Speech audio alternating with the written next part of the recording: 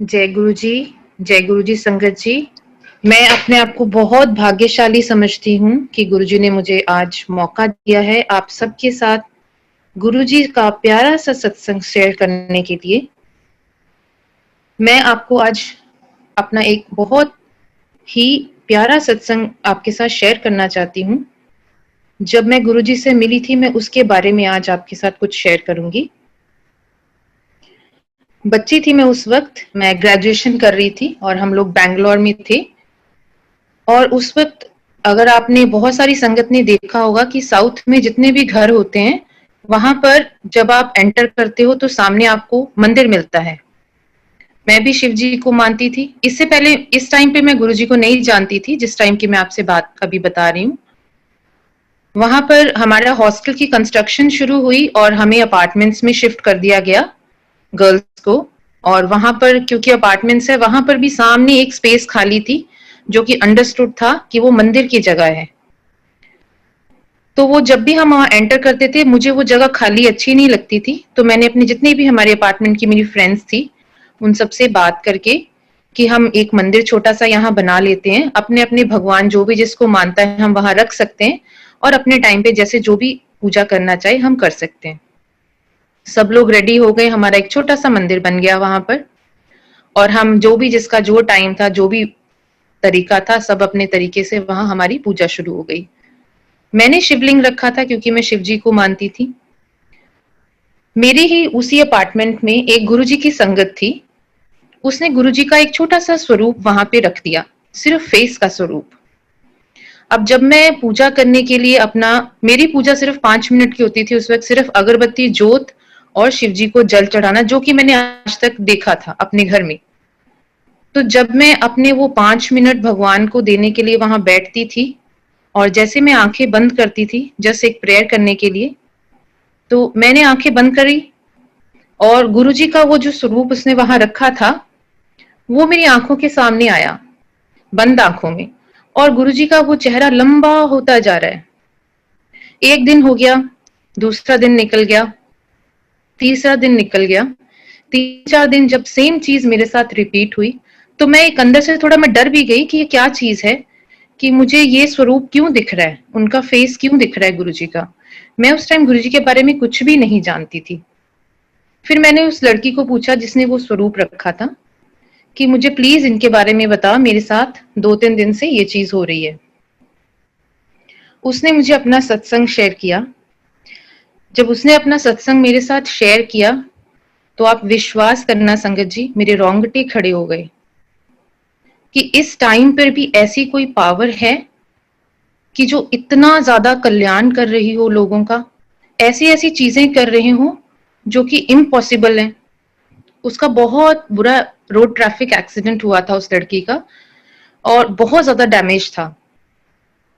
जहां सब डॉक्टर्स ने, उसके पेरेंट्स ने, कोई डॉक्टर नहीं छोड़ा, चाहे इंडिया का था चाहे अब्रॉड का, हर जगह उसको दिखा लिया, सब तरफ से उसको मना हो गया डॉक्टर्स की तरफ से। और गुरुजी ने उसको विदिन 3 मंथ्स गुरुजी ने उसको बिल्कुल परफेक्ट कर दिया। मैं अभी भी आपको ये सत्संग सुना रही हूँ तो मेरे रोंगटे खड़े हो रहे हैं।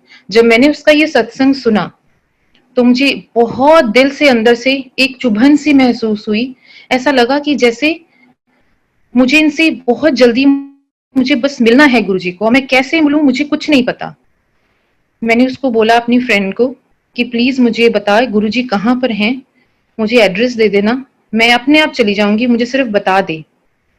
तो उसने बोला कि ऐसे तो आप नहीं मिल पाओगे, गुरुजी दिल्ली में भी रहते हैं, कभी कभी गुरुजी जलंधर भी आते हैं। मैं जलंधर से बिलोंग करती हूँ, तो दिल्ली में उस वक्त मेरा कोई रिलेटिव, कोई नोन नहीं था। तो मैंने उसको बोला कि दिल्ली में तो मुझे लगता नहीं है कि मैं गुरुजी के दर्शन कर पाऊंगी, पर हाँ प्लीज जब भी गुरुजी जलंधर मंदिर आए, जब भी जलंधर में उनकी विजिट हो, सिर्फ मुझे एक कॉल कर देना और टाइम बता देना, मैं पहुंच जाऊंगी। क्योंकि मुझे गुरुजी के दर्शन, उस वक्त गुरुजी ने मुझे खींच लिया था। कुछ दिनों बाद हमारी विंटर हॉलीडेज थी, क्रिसमस हॉलीडेज। हम अपने घर आ गए, साउथ से यहाँ दिल्ली वाले दिल्ली आ गए, मैं अपने घर जलंधर चली गई। मुझे आज तक वो दिन, वो टाइम, एग्जैक्ट टाइम भी याद है 1 जनवरी 2001 दोपहर के 3 बजे, पूरे 3 बजे उसका कॉल आता है मुझे कि आपने गुरुजी के दर्शन करने हैं। तो मैंने कहा हाँ क्यों नहीं, मैं तो बहुत दिनों से वेट कर रही हूँ। तो उसने बोला कि गुरुजी जलंधर आए हुए हैं। मैंने उसको बोला प्लीज मुझे एड्रेस दे दे और मुझे टाइम बता दे, मैं पहुंच जाऊंगी। तो उसने बोला नहीं कोई बात नहीं, आप एक काम करो, मैं आपको लेने आती हूँ और आप हमारे साथ ही चलना। तो मैंने कहा ठीक है। मैं अपनी मदर को ऑलरेडी ये बात बता चुकी थी कि ऐसे ऐसे एक गुरुजी हैं जिनसे मेरा बहुत मन है मुझे मिलने को। तो मैंने मम्मा को बोला, तो मेरी मम्मा ने बोला ठीक है कोई बात नहीं। वो शाम को 4 साढ़े 4 मुझे लेने आए और मैं उनके साथ गई गुरुजी के पास। मैं आज भी आपके साथ ये सत्संग शेयर कर रही हूँ, चाहे मैं वर्ड्स में आपको बता रही हूँ, पर मैं एक्चुअली उस मोमेंट में पहुंच जाती हूँ। जितनी बार भी मैं ये सत्संग शेयर करती हूँ, मैं उस मोमेंट में पहुंच जाती हूँ जहां से मुझे आपको ये बातें बता रही हूँ। गुरुजी के पास पहुंचे, दरवाजा खुला हुआ है, संगत बैठी हुई है, सामने इतनी सुंदर गद्दी पे इतने सुंदर गुरुजी बैठे हुए हैं। अंदर गए हम लोग, सबने मत्था टेका, मैंने भी मत्था टेका। मेरी फ्रेंड ने बोला गुरुजी, उसने मुझे इंट्रोड्यूस करवाया गुरुजी मेरा नाम लेके, ये मनु, मेरा नाम एक्चुअली पहले मनु था, अब डॉक्टर प्रियंका है, पहले मनु था। ये मेरी फ्रेंड है मनु। तो गुरुजी ने बोला अच्छा, नहीं नहीं ये तो डॉक्टर नहीं है। और हम लोग जैसे संगत बैठती है अपनी अपनी जगह पे बैठ गए। लंगर प्रसाद हुआ। क्योंकि वो 1 जनवरी थी तो बॉम्बे उस टाइम पे एक्सक्यूज मी क्यारे वाला सॉन्ग बहुत हिट चल रहा था। तो वो सिंगर भी उस वक्त वहां गुरुजी के पास पहुंची हुई थी। तो बड़ी एक्साइटमेंट चल रही थी उस वक्त। और गुरुजी ने संगत को आज्ञा दी, जैसे 10:30-11 बजे का टाइम शेड्यूल होता था गुरुजी का सारी संगत को आज्ञा देने का। गुरुजी ने आज्ञा दी, कुछ 10-12 लोग रह गए, हम उनमें से मैं भी थी एक। और गुरुजी ने फिर गाने चलवाए, खूब हमने एंजॉय किया वहां पर। और फिर गुरुजी हमारे, आप संगत जी मैं आपको क्या बताऊं, मतलब इतने प्यारे इतने सुंदर गुरुजी। और मुझे जब मैंने उनको फर्स्ट टाइम देखा, मुझे लगा ही नहीं कि मैं उनसे फर्स्ट टाइम मिल रही हूँ। मुझे ऐसा फील हुआ कि जैसे मैं इनको बहुत सदियों के बाद शायद मैं इनसे मिल रही हूँ। मैं इनको पहले से जानती हूँ पर बहुत सदियों बाद आज मैं मिली हूँ इनसे। गुरुजी उठे, 2:30-3 बजे का टाइम था रात का। गुरुजी अपनी गद्दी से उठे, नीचे आके जैसे संगत हम जैसे नीचे बैठते हैं कारपेट पे, गुरुजी दीवार के साथ सहारा लेके बैठ गए। और गुरुजी ने अपनी लंगर की थाली मंगवाई। गुरुजी की थाली आई। गुरुजी लंगर संगत के बाद अपना लंगर गुरुजी लेते थे। गुरुजी की थाली आई।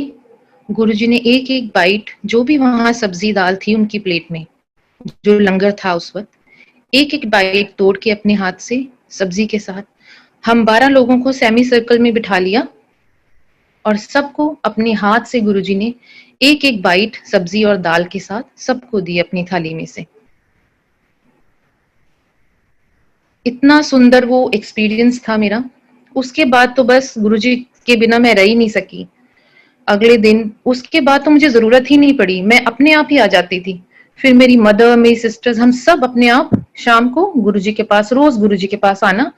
हमारी कोई शाम उसके बाद ऐसी नहीं गई कि हम कहीं और गए हों या कहीं और जाने का मन किया हो। बस शाम को 4 बजते थे और हमारी प्रिपरेशन शुरू हो जाती थी कि गुरुजी के पास जाना है, रेडी हो जाओ, तैयार हो जाओ, चलो चलें। रोज शाम को गुरुजी के पास हमें पहुंच जाना होता था। पहुंच जाते थे गुरुजी के पास, मत्था टेकते थे, बैठते थे, लंगर करते थे, गुरुजी आज्ञा देते थे, हम आ जाते थे। मेरी ग्रेजुएशन कंप्लीट हो गई। अब क्योंकि मेरी ग्रेजुएशन क्योंकि मेडिकल फील्ड थी तो 5 इयर्स, 4.5 5 इयर्स लग गए मुझे करते करते ग्रेजुएशन। तो मैंने अपनी मदर को बोला कि मम्मी मुझे अब ना और पढ़ाई नहीं करनी, मैं बहुत तंग आ चुकी हूँ। अब मुझे कुछ जॉब वगैरह, कुछ मैं जॉब कर लूंगी, डॉक्टर तो मैं बन ही चुकी हूँ, मैं जॉब कर लूंगी अब कोई। तो मेरी मदर ने मुझे बोला नहीं तो अभी पढ़ ले, देख ले, अभी तेरे पास टाइम। मैंने कहा नहीं अभी नहीं, मैं अगले साल देखूंगी। और मेरे को बड़ी इजीली जॉब भी मिल गई वहां पर जलंधर में। मैं अपना जॉब पे जाना शुरू कर दिया। गुरुजी के पास शाम को गई, संगत में मेरी मदर ने मत्था टेका, बैठ गई, मेरी सिस्टर्स ने टेका, बैठ गई। मेरा नंबर जैसे ही आया, जैसे मैंने मत्था टेका, मुझे मत्था भी नहीं गुरुजी ने तरह टेकने दिया, मिलके बैठ जाती थी। किसकी हिम्मत दे, फिर से गई, फिर से सबने मत्था टेक के सब बैठ गए। मेरा नंबर जैसे आया, फिर गुरुजी की सेम सेंटेंस, डॉक्टर ने हजे पढ़ ले। 5-6 दिन गुरुजी मुझे सेम चीज बोलते गए एवरी डे, और मैं सिर्फ अच्छा गुरुजी बोल के बैठ जाती थी। जब बैठ जाती थी गुरुजी, मैं अपने मन की बात आपको बता रही हूँ संगत जी, जब मैं बैठ जाती थी तो मैं मन में सोचती थी, मैंने कहा गुरुजी आप मुझे क्यों बार बार पढ़ने को बोल रहे हो, मैं तो इतनी थक चुकी हूँ पढ़ाई करके, एटलीस्ट मुझे वन ईयर की तो ब्रेक देने दो, अगले साल देख लूंगी। मन में कहती थी, गुरुजी से कभी नहीं कहा। अभी 4-5 दिन इस बात को हो गए, और मैं जॉब करते करते मुझे अभी 10-15 दिन ही हुए थे कि मेरा मन ऐसा उठा उस जॉब से, ऐसा उठा, मेरा मन ही नहीं किया वहां जाने का। मैंने अपनी मम्मा को बोला, मैंने कहा मम्मी आप ठीक बोलते थे, मेरा तो बिल्कुल मन नहीं लग रहा जॉब में, और मुझे लगता है मुझे ना पढ़ाई कर लेनी चाहिए थी, अभी आगे अपनी पोस्ट ग्रेजुएशन देख लेनी चाहिए थी।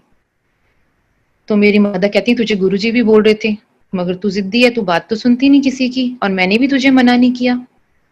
पर संगत जी वो ऐसा टाइम था, वो 15 डेज जो मेरे निकले, उस टाइम ऑल ओवर इंडिया के एंट्रेंस एग्जाम पोस्ट ग्रेजुएशन के लिए हमारे ओवर हो चुके थे। किसी भी कॉलेज में अब कोई एंट्रेंस नहीं बचा था, कोई डेट नहीं थी, और मैं इतना पछता रही थी उस वक्त अपने मन में कि ये मैंने क्या किया। गुरुजी मुझे रोज बोलते रहे अभी पढ़ ले, और मैंने गुरुजी की बात नहीं सुनी, मैंने अपनी गुरुजी का कहना नहीं माना। अब मैं बड़ी निराश घर पहुंची। नेक्स्ट डे मॉर्निंग में मेरी एक फ्रेंड का मुझे कॉल आता है कि एक कॉलेज बचा है देहरादून में जिसका एंट्रेंस अभी बाकी है, अगर देना है तो उसके फॉर्म की लास्ट डेट है टुमारो, मतलब उससे नेक्स्ट डे जो मुझे आज फोन आया, अगले दिन उसकी लास्ट डेट थी एंट्रेंस एग्जाम की फॉर्म के फिल करने की। तो मैं बड़ी खुश हुई, मैंने फटाफट ऑनलाइन वो फॉर्म फिल किया और मेरा रोल नंबर आ गया। विद इन अ वीक, एक हफ्ते के अंदर अंदर एंट्रेंस एग्जाम देने मैं पहुंच गई देहरादून अपनी मदर के साथ। अब मेरी कोई प्रेपरेशन नहीं, कोई तैयारी नहीं, जीरो, बिल्कुल बिल्कुल जीरो। और मैंने अपनी मदर को बोला, मैंने कहा मम्मी रिस्क तो मैंने ले लिया है, पर मुझे पता है कि कुछ होने वाला तो है नहीं। खैर हम पहुंचे वहां पर कॉलेज में। जब पहुंचे वहां पर, तो वहां पर इतने ज्यादा स्टूडेंट्स, इतने ज्यादा कि वहां पे मतलब बहुत ज्यादा रश, मैं आपको बता नहीं सकती। ऑल ओवर इंडिया जितने भी स्टूडेंट्स जिनकी एडमिशंस नहीं हुई थी, वो सब उस कॉलेज में पहुंचे हुए थे, और वहां पे सीट्स थी टोटल 30। खैर अंदर गई, क्वेश्चन पेपर आया, ऑब्जेक्टिव था सारा, मैंने तुक्के मार दिए सारे। संगत जी बिलीव करना, मुझे एक भी क्वेश्चन ऐसा नहीं था कि मैं श्योर थी कि हाँ मैं ठीक लिख रही हूँ या ठीक उसको टिक कर रही हूँ। मैंने फिर भी सारे तुक्के मार के मैं वहां बाहर आ गई, बहुत जल्दी बाहर आ गई क्योंकि मुझे कुछ आता ही नहीं था। मैं बाहर आई, मेरी मदर ने मुझे पूछा कि एग्जाम कैसा गया। मैंने बोला मम्मी पूछो मत, मुझे पक्का पता है कि कुछ नहीं होने वाला, हमने यहाँ पे आके टाइम वेस्ट किया। तो मेरी मदर मुझे कहती हैं कि कोई बात नहीं, अगर नहीं भी आता था, नहीं भी होगी एडमिशन, तब भी कोई बात नहीं, एटलीस्ट ट्राई कर लिया, और हम ये सोचेंगे कि हम हरिद्वार घूमने आए थे। और यकीन करना संगत जी, एग्जाम से बाहर आते ही वहीं से हम सीधा पहुंच गए, चले गए हरिद्वार। हरिद्वार से शाम को वापस हमने अपने होटल रूम पहुंचे। अगले दिन हमारा रिजल्ट डिक्लेयर होना था, तो मैं तो आराम से उठी, तो मेरी मदर मुझे कह रही है चलो लेट हो रहे हैं, जाके रिजल्ट देख के आते हैं। तो मैंने अपनी मदर को बोला कि मम्मी जाने की जरूरत नहीं है, मुझे मेरा रिजल्ट पता है, कि मुझे कल एग्जाम देके ही पता चल गया था कि क्या है मेरा रिजल्ट। तो अभी वहां जाके हम टाइम नहीं वेस्ट करते, हमारी शाम की 4-4:30 की ट्रेन की टिकट, ट्रेन की बुकिंग थी, हम वापस चलेंगे, थोड़ा रेस्ट करते हैं और चलते हैं घर। तो मेरी मम्मा ने बोला नहीं बेटा, ऐसे नहीं, अब इतनी दूर आए हैं, चाहे एडमिशन हो चाहे नंबर आए ना आए, रिजल्ट देखने तो हम एक बार जरूर चलेंगे। खैर उनके कहे पे मैं आ गई, कॉलेज पहुंच के हम दोनों। जब कॉलेज पहुंचे, नोटिस बोर्ड पे रिजल्ट लगा हुआ था। जब मैंने रिजल्ट चेक किया तो उसमें मेरा नाम संगत जी 21 नंबर भी मुझे याद है, 21 जो उसका सीरियल नंबर था, वहां पर मेरा नाम। और मैं पहले तो मैं अपनी आंखों पे विश्वास ही नहीं कर पाई कि मेरा नाम इस लिस्ट में है। अब जब मेरी मदर ने मुझे देखा, मैंने उनको देखा, और एक दूसरे को देख के मेरी मदर मुझे कहती है, देख तुझे गुरुजी कह रहे थे ना बार बार डॉक्टर ने हजे पढ़ ले, देखा तूने, तेरी प्रिपरेशन भी नहीं, कुछ भी नहीं, और तेरा नंबर आ गया। पर संगत जी जैसे बोलते हैं ना कि बचपना, वो बचपना था मेरे में उस वक्त। मैंने कहा मम्मी नंबर तो मेरा आ गया, पर गुरुजी ने जिस जिस फील्ड में मुझे नेम मेरा आया है, मुझे वो फील्ड नहीं करनी। मेरा आया था स्पोर्ट्स फिजियोथेरेपी में नंबर, मुझे करना था न्यूरो फिजियो, और न्यूरो का नंबर था लास्ट 20, मेरा था 21, जहां से स्पोर्ट्स शुरू हो गया था। तो मैंने कहा मम्मी मुझे ये स्पोर्ट्स तो लेना ही नहीं, चाहे मेरा 1 साल वेस्ट हो जाए, मुझे न्यूरो ही करनी है, मैं अगले साल देख लूंगी। मतलब मैं निराश हूं फिर भी। मेरी मम्मी कहती कोई बात नहीं, अभी इंटरव्यूज होंगी आधे घंटे में, तो हम इंटरव्यू जरूर देंगे, यू नेवर नो। तो वही बात हुई संगत जी, इंटरव्यू के लिए हम खड़े हैं, मैं दरवाजे पे बाहर खड़ी हूँ, अंदर बड़ा सा हॉल है, 5-6 एग्जामिनर्स बैठे हुए इंटरव्यू ले रहे हैं, जो हमसे पहले वाले नंबर है उनकी। जो नंबर 19 और 20 पे जिनका नाम था, 2 एमपी के लड़के थे जिनकी न्यूरो में एडमिशन हुआ था, सीट मिली थी न्यूरो की। 21 मेरा था, मैं दरवाजे पे खड़ी थी, और उनमें से एक लड़का एग्जामिनर को बोलता है कि सर मुझे तो स्पोर्ट्स चाहिए, अगर आप मुझे स्पोर्ट्स दे सकते हो तो बता दो, नहीं तो मैं न्यूरो की सीट छोड़ के जा रहा हूं। उसकी बात मेरे कानों में पड़ी, और वहां से एग्जामिनर ने मुझे इशारा किया कि आपको स्विच करना है। और संगत जी मैं आपको बता नहीं सकती, मेरी खुशी का ठिकाना नहीं रहा। मैंने यस किया हैंड रेस करके, और आप सोचो ये क्या है, ये गुरुजी की पावर। मुझे न्यूरो की सीट मिली, उसको मेरी स्पोर्ट्स की सीट मिली, और मुझे मेरी फील्ड जो मुझे चाहिए थी, बिना किसी तैयारी के, बिना किसी प्रिपरेशन के वो फील्ड मिली। मेरी पोस्ट ग्रेजुएशन कंप्लीट हुई बड़े आराम से, कोई प्रॉब्लम नहीं हुई। फिर भी उसके बाद में गुरुजी, क्योंकि मुझे डॉक्टर नहीं बोलते थे, तो मेरा बिल्कुल मन नहीं था कि मैं क्लिनिकल फील्ड में जाऊं। मेरा मन था कि मुझे थोड़ा सा एजुकेशन वाली फील्ड में जाने का मन था, कि मुझे एज अ लेक्चरर, एज अ एचओडी तक मैंने सोचा था, तक का मुझे कुछ करना है। मुझे क्लिनिकल फील्ड में नहीं जाना, मुझे पेशेंट्स को फेस नहीं करना, क्योंकि मैं पेन नहीं देख सकती उनकी, मुझे बड़ा मुश्किल लगता था वो चीज। खैर जैसे मेरी पोस्ट ग्रेजुएशन कंप्लीट हुई, जैसे मैं अपने घर वापस आई, गुरुजी ने मेरी वो ख्वाहिश भी पूरी की। मुझे एपीजे कॉलेज जलंधर में एज अ लेक्चरर जॉब भी मिल गई, and I was really happy कि मुझे यही चीज चाहिए थी, यही फील्ड चाहिए था, मुझे क्लिनिकल में जाना नहीं था। और गुरुजी का चमत्कार देखिए, विद इन 6 मंथ्स मैं वहां पर एज एन एचओडी भी मैंने वहां पे काम किया, और मैं उस पोस्ट पे आ गई जो कि मेरा सपना था। वहां पे मैंने 1 साल काम किया, उसके बाद मेरी शादी हो गई। फिर मेरी शादी हुई, मैं लंदन चली गई, फिर वहां से वापस आए। फिर गुरुजी आप संगत जी बिलीव कीजिए, आज मैं क्लिनिकल फील्ड में ही हूँ, मेरा क्लिनिक ही है। जो गुरुजी के शब्द कोई नहीं उनको मिटा सकता। गुरुजी मुझे डॉक्टर नहीं बोलते थे, और वही चीज गुरुजी के हुक्म के अनुसार अभी है।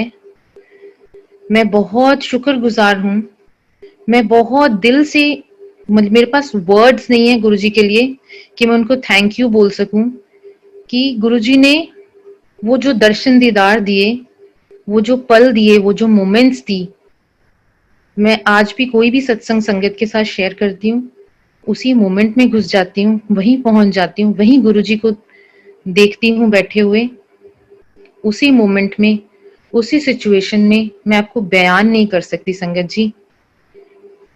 गुरुजी हमारे ऐसे हैं कि आप मन में कोई बात सोचो, और गुरुजी को पता है कि आप क्या सोच रहे हो। पर कभी कभी क्या होता है कि हम बहुत ज्यादा मांगना शुरू हो जाते हैं गुरुजी से, गुरुजी ये काम हो जाए मेरा, गुरुजी ऐसा हो जाए, गुरुजी मुझे ये चाहिए, गुरुजी मुझे वो चाहिए। तो गुरुजी बार बार एक चीज रिपीट करते थे कि मांगो नहीं, सिर्फ मानो। जो अच्छा होगा वो अपने आप गुरुजी आपको दे देंगे। जो आपके लिए अच्छा नहीं होगा, जो मेरे लिए अच्छा नहीं होगा, वो हमें नहीं मिलेगा। और हमें थोड़ी सी संतुष्टि रखनी चाहिए और अपने गुरु पे भरोसा रखना चाहिए। मेरे पास शब्द नहीं है कि मैं आपको कैसे एक्सप्लेन करूं कि गुरुजी की जो शक्ति, गुरुजी की जो पावर, गुरुजी का नूर, मतलब अगर मैं उनकी गुरुजी की सुंदरता आपको एक्सप्लेन करूं तो इट्स जस्ट लाइक कि एक चांद किसी ने उतार दिया और उस पे सुंदर सा चांद के ऊपर किसी ने चोला पहना दिया। ऐसे थे हमारे गुरुजी, ऐसे है हमारे गुरुजी। और अभी भी जो आप स्वरूप में गुरुजी देखते हो ना संगत जी, ये गुरुजी का 10% रूप है, सिर्फ 10%। इस स्वरूप में गुरुजी कितने सुंदर हमें दिखते हैं, कितने सुंदर गुरुजी। और गुरुजी की जो फ्रेग्रेंस बहुत सारी संगत ने फील भी की होगी, वो आज भी हम लोग फील करते हैं, महसूस करते हैं जब भी दिल से गुरुजी को हम याद करते हैं। संगत जी, मैं गुरुजी से बार बार यही प्रे करूंगी, गुरुजी इसी तरह से मुझे मौका देते रहना आपके गुणगान करने का, क्योंकि आपके बारे में, आपके गुणगान के लिए शब्द कम पड़ सकते हैं, मगर आपका गुणगान कभी पूरा नहीं हो सकता गुरुजी, कभी पूरा नहीं हो सकता। एक छोटा सा सत्संग मैं और शेयर करना चाहूंगी, मुझे पता है टाइम की थोड़ी शॉर्टेज है हमारे पास। एक बार ऐसे ही हम गुरुजी के पास संगत में बैठे हुए थे और गुरुजी एकदम से खड़े हुए और अपने रूम में चले गए। सेवादार अंकल एक आए, उन्होंने बोला कि गाड़ियों के पीछे गाड़ी लगा लो, कहीं जा रहे हैं। कहाँ जा रहे हैं, क्या किस तरफ जा रहे हैं, क्या एड्रेस है, कुछ नहीं पता हमें। सर्दियों के दिन थे, गाड़ियों के पीछे, मैंने भी उस टाइम नई नई ड्राइव सीखा था, मैंने भी करना गाड़ी, तो मैंने भी पीछे लगा ली संगत में गाड़ी, गाड़ियों के पीछे। सिर्फ टोटल 5-6 गाड़ियां थी उस वक्त, बहुत थोड़ी संगत हुआ करती थी उस वक्त। तो हमारी गाड़ी भी पीछे लग गई, पर क्योंकि रात का टाइम था और वो पठानकोट हाईवे था, अब तो बहुत सारे फ्लाईओवर्स बन गए हैं, बहुत डेंजरस वाला हाईवे था वो उस वक्त, तो वो गाड़ियां मेरे से मिस हो गई। तो मैंने अपनी मदर को बोला, मैंने कहा मम्मी मुझे तो एड्रेस भी नहीं पता कहाँ जाना है। तो मेरी मम्मी मुझे कहती कि कोई बात नहीं, हम वापस चलते हैं, मुड़ते हैं, मंदिर में मत्था टेकते हैं और अपने घर चलते हैं। शायद हमारा इनविटेशन नहीं था वहां पर जाने का, खैर वही करना पड़ा हमें, और हमारे पास ऑप्शन नहीं थी। किसी का कोई फोन नंबर नहीं होता था, कोई एक दूसरे से हम फोन नंबर नहीं एक्सचेंज कर सकते थे उस वक्त। वापस आए, जलंधर मंदिर पहुंचे, वहां मत्था टेकने लगे। संगत जी विश्वास करना, जैसे ही हम बाहर से गेट से मत्था टेकने लगे, 2 सेवादार अंकल वहां खड़े थे और वो एकदम से जैसे हम मत्था टेकने लगे, मेरी मदर को कहते हैं आंटी आप आ गए। मेरी मॉम ने बोला हाँ। तो उसने बोला, लड़के ने, जो सेवादार लड़का था, उसने बोला आंटी गुरुजी हमारी ड्यूटी लगा के गए थे यहाँ पर और बोल के गए थे हमें कि मेरी संगत की एक गाड़ी भूले भटके आएगी वापस, उनको एड्रेस देना, उनको डायरेक्शन समझाना और फिर तुम घर जाना। उन्होंने, सेवादार अंकल ने मुझे एड्रेस दिया, मुझे डायरेक्शन समझाई और फिर हम सीधा पहुंचे गुरुजी के पास। उस टाइम किसी का गृह प्रवेश था। हम जैसे पहुंचे वहां बहुत रश था, हंसराज हंस आया हुआ था, गुरुजी के राइट साइड पे बैठा हुआ था और इतना रश कि वहां चल के जाने की भी जगह नहीं थी गुरुजी के पास पहुंचने की। पर क्योंकि संगत एक पैर के आगे एक पैर रख के पहुंच रही थी, गुरुजी से मत्था टेक रही थी, हम भी गए, लाइन में लगे। लाइन में लगी तो मेरे मन में ख्याल आया, गुरुजी रश तो बहुत है, पता नहीं कहाँ सीट मिलेगी, मगर मजा आ जाता अगर आपके चरणों में सीट मिलती। ये मेरे मन के विचार हैं। और मैं जैसे ही मत्था टेकने लगी हूँ, जैसे मेरा नंबर आया मत्था टेकने का, संगत जी विश्वास करना, मुझे नहीं पता क्या हुआ, ऑपोजिट साइड, लेफ्ट साइड से कोई संगत उठी है या कैसे वो जगह बनी, वहां पे लोग पीछे पीछे को हो गए और एक जने के बैठने की जगह बन गई और फट से मैंने वो जगह देखी और मैं वहीं बैठ गई, बिल्कुल गुरुजी के चरणों के पास। सामने हंसराज हंस बैठा है और गुरुजी उससे बार बार एक ही बात गाना गवा रहे हैं, नित खैर मंगा सोनिया मैं तेरी। वो जैसे ही उसकी 4 लाइनें उनकी खत्म होती हैं, गुरुजी फिर कहते हैं फिर दोबारा, फिर से वो स्टार्ट करता है। ऐसे करते करते गुरुजी ने फिर हमें आज्ञा दी जाने की आज्ञा दी। तो मुझे नहीं पता था कि मेरी मम्मा कहाँ बैठी है, मेरी सिस्टर्स कहाँ है, मुझे कुछ नहीं पता था। जब हम रास्ते में आ रहे थे तो मेरी मदर कह रही है कि दरवाजे पे एक लेडी बैठी हुई थी, जहाँ पे मेरी मदर को जगह मिली, कि उन्होंने पूछा, बहन जी पंजाबी में पूछा कि आप ठीक-ठाक पहुँच गए? तो मेरी मदर ने बोला कि हाँ, मैं ठीक-ठाक पहुँच गई। तो उस आंटी ने मेरी मदर को बोला, अच्छा हुआ आप ठीक-ठाक पहुँच गए, मैं बड़ी घबराई हुई थी। और मेरी मदर कह रही हैं कि अब उस टाइम पे उनको ध्यान नहीं आया मेरी मदर को, जब वो उनसे बात कर रही थी। मेरी मदर को इस बात का कब ध्यान आया, जब हम वापसी घर में आ रहे थे, अपनी गाड़ी में घर आ रहे थे वापसी। तो मेरी मदर कह रही हैं कि ना तो मैंने उस आंटी को कभी संगत में देखा, ना मैं उनको जानती हूँ। हो सकता है वो जानती हूँ पर मैं उनको नहीं जानती। और सबसे बड़ी चीज़ क्या है कि संगत में, पूरी संगत में किसी को नहीं पता था कि हम भूले-भटके दोबारा गुरुजी के पास किस तरह से पहुँचे, जो उस आंटी को फिर वो कैसे चीज़ पता है। वहीं पे गुरुजी बैठे हैं, जहाँ जब भी आप गुरुजी के पास बड़े मंदिर पहुँचते हो, बड़े मंदिर से घर आते हो, गुरुजी आप सबके साथ होते हैं, आप सबकी रक्षा करते हैं, जैसे गुरुजी ने हमारी की। गुरुजी, मेरे पास, फिर से मैं वही बात रिपीट कर रही हूँ कि मेरे पास वर्ड्स नहीं है गुरुजी आपको थैंक्स कहने के लिए, और इवन संगत जी को थैंक्स कहने के लिए, जिन्होंने इतनी पेशेंस से मेरा सत्संग सुना है। Thank you Guruji, thank you very much Guruji, and thank you very much संगत जी।